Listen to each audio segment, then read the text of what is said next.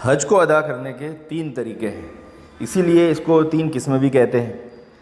ایک تو ہے حج افراد، دوسرا ہے حج تمتع، اور تیسرا ہے حج قران۔ اس میں سے ہم ہندوستان والے اکثر و بیشتر جو حج کرتے ہیں وہ حج تمتع کرتے ہیں۔ اب تینوں کسے کہتے ہیں؟ تو اس میں جو سب سے پہلا ہے حج افراد، جس کے اندر صرف حج کی نیت کی جاتی ہے، تو اس کی تعریف اس طریقے سے کر سکتے ہیں کہ اس حج کے اندر میقات سے صرف حج کا احرام باندھا جاتا ہے، اور ارکان حج کی ادائیگی کے بعد ہی احرام کھلتا ہے، اور حج کے بعد عمرہ کرنے سے حج افراد پر کوئی اثر نہیں پڑتا۔ البتہ اگر آپ گھر سے حج افراد کی نیت سے نکلے ہیں اور حج افراد کا آپ نے احرام باندھا ہے تو حج ہونے تک آپ عمرہ نہیں کر سکتے۔ دوسرا ہے حج تمتع، اس میں آفاقی شخص حج کے مہینے میں اپنی میقات سے صرف عمرے کا احرام باندھتا ہے اور عمرہ کر کے احرام کھول دیتا ہے، پھر اسی سفر میں حج کا احرام الگ سے باندھ کر حج کرتا ہے۔ اسی سفر کی قید اس لیے لگائی گئی کہ جو شخص عمرہ کرنے کے بعد اپنے وطن لوٹ آئے، پھر اپنے وطن لوٹ آنے کے بعد دوبارہ وہ احرام باندھے گا تو اس کا یہ حج تمتع نہیں مانا جائے گا، بلکہ جو احرام کی وہ نیت کرے گا اس اعتبار سے پھر اس کی نیت مانی جائے گی۔ تیسرا ہے حج قران۔ حج قران اس کا مطلب یہ ہے کہ آفاقی شخص، مکے سے اور ہل سے باہر رہنے والا شخص، آفاقی شخص حج کے مہینوں میں ایک ساتھ حقیقتاً یا حکماً عمرہ اور حج کے احرام کی نیت کرے اور مکہ معظمہ آ کر عمرہ کرنے کے بعد اسی احرام کی حالت میں رہے جو احرام اس نے پہلے باندھا ہے، اور حج کے ارکان کی ادائیگی کے بعد وہ احرام کو کھولے اور حلال ہو۔ یعنی حج قران میں معاملہ یہ ہوتا ہے کہ عمرہ کر لینے کے بعد احرام سے ہم نہیں نکلتے، اور حج تمتع میں عمرہ کر لینے کے بعد احرام سے ہم نکل جاتے ہیں۔ مکہ میں رہنے والا اور ہل میں رہنے والا، ان دونوں کے لیے حج قران اور حج تمتع کرنا منع ہے۔ حدود حرم اور حدود ہل میں رہنے والوں کے لیے حج کے مہینوں میں حج اور عمرے کو جمع کرنا یعنی حج تمتع کرنا یا حج قران کرنا منع ہے۔ اگر انہوں نے ایسا کیا تو گنہگار ہوں گے اور جنایت میں دم واجب ہو جائے گا۔ تو پتہ چلا کہ مکے میں اور ہل میں رہنے والوں کے لیے افضل یہ ہے کہ وہ حج افراد کرے، یعنی صرف حج کے احرام کی نیت سے وہ نکلے اور حج افراد کی نیت کرے، اور آفاق میں رہنے والے یعنی حدود حرم اور حدود ہل سے باہر رہنے والے، ان دونوں کے لیے حج تمتع اور حج قران کرنا افضل ہے۔ اب یہاں پر اس طریقے سے ہم سمجھتے ہیں کہ حج کے ارکان کیا ہے، عمرے کے ارکان کیا ہے، کون کون سے اعمال ہمیں ادا کرنے ہیں۔ تو عمرے میں سب سے پہلے ہم احرام باندھتے ہیں، جو شرط ہے، احرام باندھے بغیر ہمارا عمرہ ہو ہی نہیں سکتا، اور یہ احرام کا باندھا میقات سے پہلے ہوگا۔ دوسرا عمل جو ہمیں کرنا ہے وہ مکہ معظمہ پہنچنے کے بعد ہمیں طواف کرنا ہے، اور یہ طواف کرنا رکن کی حیثیت سے ہے۔ اگر ہم طواف نہیں کریں گے تو ہمارا عمرہ ہی نہیں مانا جائے گا، اور اس کا کوئی بدل بھی نہیں ہے، یعنی اس کو ہم دم دے کر ختم کرنا چاہے یا کوئی کفارہ دے کر ختم کرنا چاہے تو اس کا کوئی بدل نہیں ہے، آپ کو طواف کے بدلے طواف ہی کرنا پڑے گا۔ ہاں، طواف میں کچھ سنت ہے، جیسے رمل کرنا، استوا کرنا، تو یہ دونوں سنت ہیں۔ پھر جب طواف ہم کر لیں تو اس کے بعد ہمیں سعی کرنا ہے، اور سعی کرنا یہ واجب ہے، اور سعی کرنے پر ہمارا عمرہ مکمل ہو جاتا ہے۔ صرف ایک چیز باقی رہ جاتی ہے، وہ ہے سر کو منڈانا یا بالوں کو کتروانا، یعنی قصر کرنا یا حلق کرنا۔ رمل اور استوا کا حکم صرف مردوں کے لیے ہے، عورتوں کے لیے نہیں ہے، اور ہر طواف کے بعد 2 رکعت واجب الطواف پڑھنا سب کے لیے ضروری ہے، چاہے وہ مرد ہو چاہے وہ عورت۔ پھر اسی طرح اگر ہم صرف عمرہ کر رہے ہیں تو اس میں طواف قدوم یا طواف وداع کا حکم نہیں ہے۔ اب جب صرف ہم حج کا احرام باندھیں گے، جسے ہم حج افراد کہتے ہیں، اس کے اندر سب سے پہلا جو معاملہ ہے وہ ہمارا احرام باندھنا ہے، یعنی جو شرط کا درجہ رکھتا ہے یہ ہم میقات سے یا میقات سے پہلے ہی باندھ لیں گے، اور آنے کے بعد مکہ مکرمہ سب سے پہلے ہم طواف قدوم کریں گے۔ طواف قدوم کرنا یہ سنت ہے۔ پھر اس کے بعد ہم مینا کا قیام کریں گے۔ مینا کا قیام کب سے کب تک کرنا ہے؟ یعنی 8 ذی الحجہ کی ظہر سے لے کر 9 ذی الحجہ کی فجر تک ہمیں یہ 5 نمازیں سنت کے طور پر مینا میں رہتے ہوئے وہیں پر ادا کرنی ہے، یعنی یہ 5 نمازیں ہم وہیں پر ادا کریں گے، اور یہ قیام مینا کا سنت ہے۔ 5 نمازیں کس طرح ہوں گی؟ 8 ذی الحجہ کو ظہر پڑھیں گے، پھر عصر پڑھیں گے، پھر مغرب پڑھیں گے، پھر عشاء پڑھیں گے، پھر 9 ذی الحجہ کو ہم صبح کی فجر پڑھیں گے۔ پھر اسی طرح جب یہ قیام مینا کا ہو جائے گا تو 9 ذی الحجہ کو ہم وقوف عرفہ کریں گے، اور یہ وقوف عرفہ کرنا رکن کی حیثیت رکھتا ہے، اس کے بغیر ہمارا حج ہی نہیں ہو سکتا۔ پھر جب عرفہ کا قیام ہمارا مکمل ہو جائے گا تو ہم وقوف مزدلفہ کریں گے، اور یہ وقوف مزدلفہ واجب ہے اور یہ 10 ذی الحجہ کو کرنا ہے۔ پھر اسی طرح آخری جمرے کی رمی کریں گے 10 ذی الحجہ کو، اور یہ 10 ذی الحجہ کو آخری جمرے یعنی بڑے شیطان کو کنکری مارنا یہ واجب ہے، اور اس کو ادا کر لینے کے بعد پھر سر منڈائیں گے یا بال کتروائیں گے۔ یہاں پر آپ سن رہے ہیں کہ قربانی کا ہم نے آپ کے سامنے ذکر نہیں کیا، کیونکہ حج افراد میں قربانی نہیں ہے۔ اگر کوئی اپنے طور پر کروا دے تو یہ مستحب ہے، باقی اعمال میں داخل نہیں ہے۔ تو اس لیے بڑے شیطان کو کنکری مارنے کے بعد فوراً سر منڈانا یا کتروانا اس کا حکم دیا گیا، اور یہ واجب ہے۔ پھر اسی طرح 10 ذی الحجہ سے لے کر یعنی عرفہ کے قیام کے بعد 10 ذی الحجہ سے لے کر 12 ذی الحجہ کی مغرب تک ہمیں طواف زیارت ادا کرنا ہے، اور طواف زیارت ادا کرنا یہ رکن ہے، اور اس طواف زیارت میں رمل اور استباع کرنا سنت ہے، اور پھر اس کے بعد ہم سعی کریں گے، یہ سعی کرنا واجب ہے۔ پھر طواف زیارت سے ہم فارغ ہو جائیں گے، اس کے بعد ہم مینا کا ہی قیام رکھیں گے، جس کے اندر ہمیں 11 ذی الحجہ کو تینوں جمرات کی رمی کرنی ہے، 12 ذی الحجہ کو بھی تینوں جمرات کی رمی کرنی ہے، اور یہ رمی کرنا 11 ذی الحجہ اور 12 ذی الحجہ کو واجب ہے، اور مینا میں ہی رات گزارنا 11-12 ذی الحجہ کو یہ سنت ہے۔ پھر جب ہم مکہ سے لوٹنے لگیں گے، واپسی کے وقت ہمارے لیے طواف وداع کرنا ضروری ہے، اور یہ طواف وداع کرنا واجب ہے۔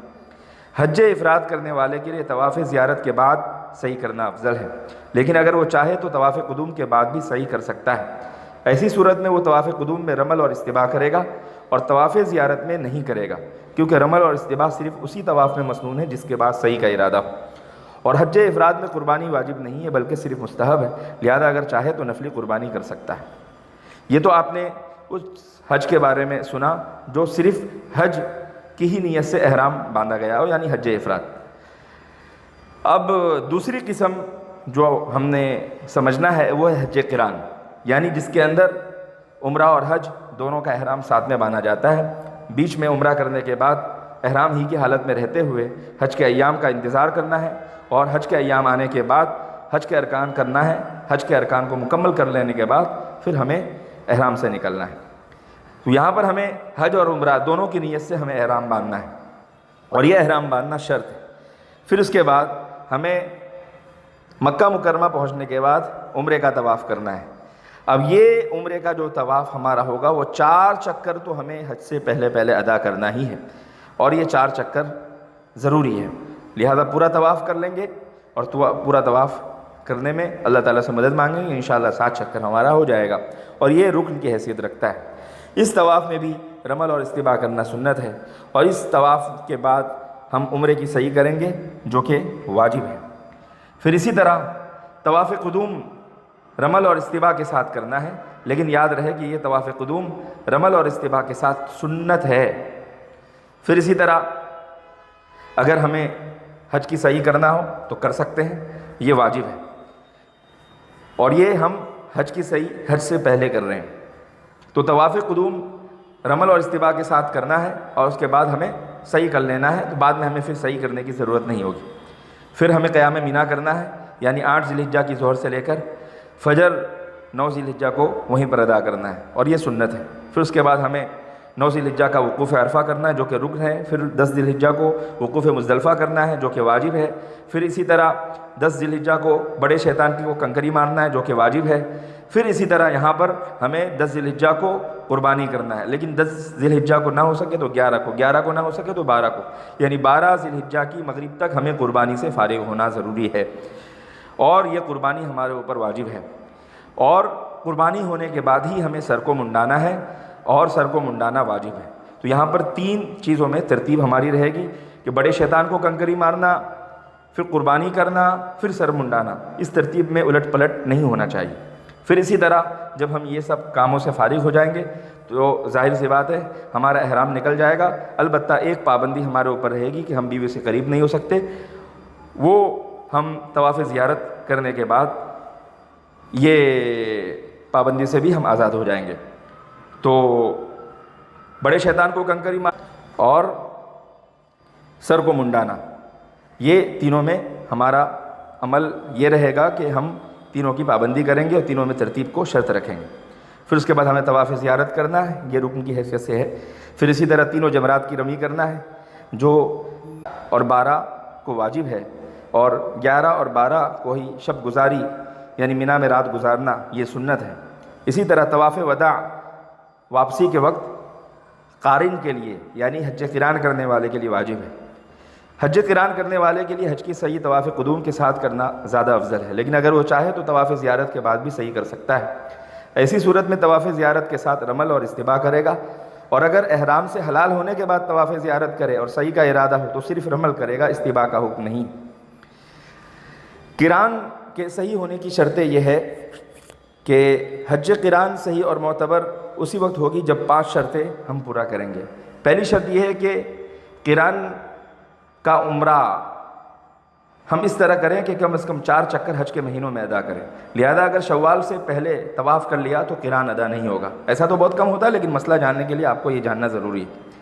دوسرا، عمرے کے طواف کا اکثر حصہ وقوف عرفہ سے پہلے کرنا ہے، لہذا اگر طواف عمرہ کے بغیر وقوف عرفہ کر لیا تو قران ہمارا باطل ہو جائے گا، قران والا حج ہمارا نہیں مانا جائے گا۔ تیسری شرط یہ ہے کہ اگر عمرے کے طواف سے پہلے حج کا احرام باندھ لیا تو اگر اکثر طواف عمرہ کے بعد حج کا احرام باندھا تو قران نہیں مانا جائے گا بلکہ تمتع ہو جائے گا۔ تو اکثر طواف عمرہ سے پہلے حج کا احرام باندھ لینا یہ ضروری ہے، لہذا اکثر طواف عمرہ کے بعد حج کا احرام باندھا تو وہ قران نہیں ہوگا بلکہ تمتع ہو جائے گا۔ چوتھی شرط یہ ہے کہ عمرے کو فاسد کرنے سے پہلے حج کا احرام باندھ لینا چاہیے۔ پانچویں شرط یہ ہے کہ حج اور عمرہ دونوں کو فساد سے محفوظ رکھنا چاہیے، چنانچہ اگر طواف سے پہلے عمرے کو فاسد کر دیا یا وقوف عرفہ سے پہلے اپنی بیوی سے جماع وغیرہ کر لیا تو پھر یہ حج کو فاسد کر لینے والا عمل ہے، تو اس کا قران والا عمل باطل ہو جائے گا۔ اگر قران کرنے والا شخص عمرہ کر کے اپنے وطن واپس جائے اور برابر احرام ہی کی حالت میں رہے اور احرام کی پابندیوں کو ملحوظ خاطر رکھے اور حج کے وقت آ کر حج کے مناسک ادا کر کے حلال ہو جائے تو اس کا حج قران صحیح اور درست مانا جائے گا، جبکہ حج تمتع میں ایسا نہیں کر سکتا، کیونکہ حج تمتع کرنے والا اگر اپنے وطن یعنی اپنے وطن اصلی لوٹ جاتا ہے تو اس کا وطن اصلی کی طرف لوٹنا ہی حج تمتع کو باطل کر دیتا ہے، مطلب اس کا عمرہ الگ مانا جائے گا اور حج کی نیت سے جو احرام باندھے گا وہ الگ مانا جائے گا۔ یہاں تک ہم نے سمجھا حج قران کے اعمال ہمیں کیا کیا کرنے ہیں اور کن کن شرطوں کے ساتھ کرنے ہیں۔ اب تیسری قسم ہے حج تمتع۔ تو حج تمتع کے افعال کیا ہے؟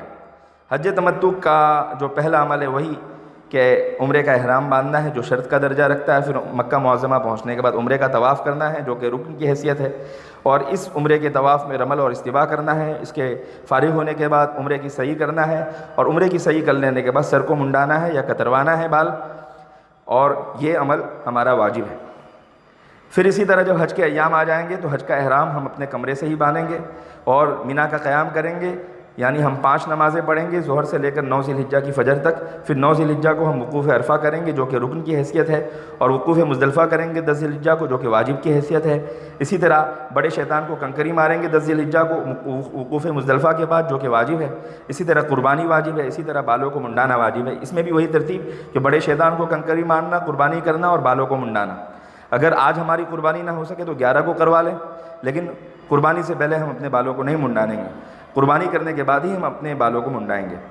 پھر اس کے بعد 12 ذی الحجہ کی مغرب سے پہلے ہمیں طواف زیارت کرنا ہے، اور طواف زیارت کرنا یہ رکن ہے۔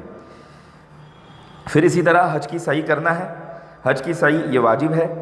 تینوں جمرات کی رمی 11 کو 12 کو کرنا واجب ہے، مینا میں رات گزارنا 11 12 کو یہ سنت ہے، پھر لوٹتے وقت طواف وداع کرنا یہ واجب ہے۔ حج تمتع کرنے والا طواف زیارت کے بعد صحیح کرے گا، لیکن اگر وہ پہلے صحیح کرنا چاہے تو یاد رکھے کہ احرام باندھنے کے بعد ہی ایک نقوی طواف کر کے حج کی صحیح کر سکتا ہے۔ احرام باندھنے کی شرط ہے، یعنی حج کا احرام باندھے گا، پھر ایک نفلی طواف کرے گا، پھر اس کے بعد وہ حج کی سعی کرے گا۔ اس نفلی طواف میں رمل اور استباء کرے گا، پھر بعد میں طواف زیارت میں رمل اور استباء نہیں کیا جائے گا۔